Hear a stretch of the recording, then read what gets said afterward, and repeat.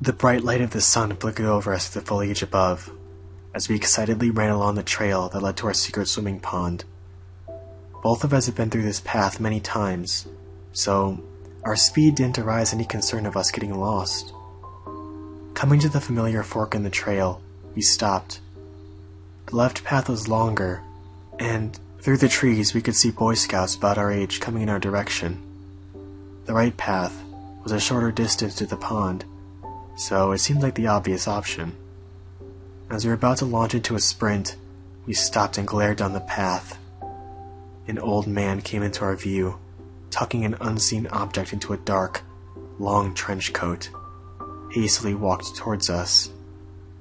Lifting his head from his task, he stared at us.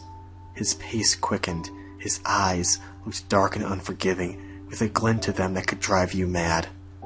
Shooting a nervous glance at each other, a crooked smile crept up the old man's thin cheekbones. As we were both uneased by this, we quietly decided to take the longer path. We'd both rather endure a group of Boy Scouts on the small trail than that man. Releasing ourselves from the man's gaze, as the forest was too dense to see through the divide of bush to the other trail, I felt a sense of relief. We passed the Boy Scouts, recognizing some of them from school. It wasn't as awkward as we'd previously thought. Now being past the situation of the old man and the Boy Scouts, we instantly launched ourselves into a sprint. Quickly reaching the pond without saying a word, we both stripped off our shirts, shorts, and socks. Wearing only boxers, we jumped in. The water was satisfyingly cool. I ran out of the pond and towards the rope swing, for I had never actually swung off it, but this time, I was determined to push away my fear.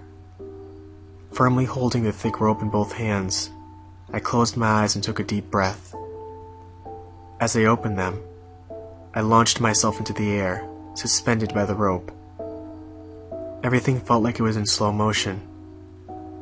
As I let go of the rope and soared through the air, looking down at my target area, which was the deepest part of the pond, I felt a sense of pride. I had done it perfectly, and not gone too far into the shallower parts. All my feelings of success vanished as bubbles started to arise in the pond's depths, and a dark figure drifted to the surface amongst my target area.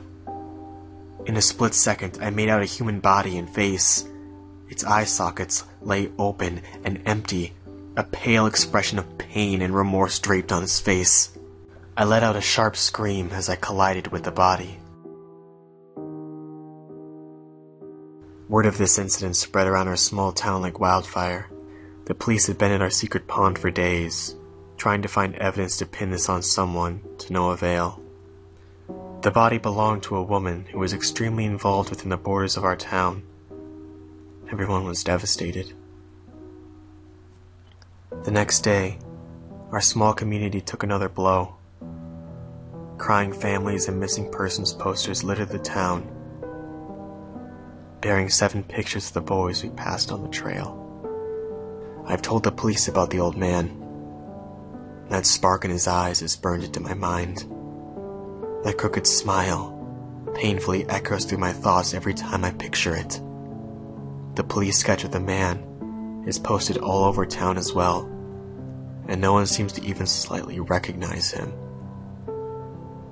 I don't know where those boys have gone, or even if they are alive.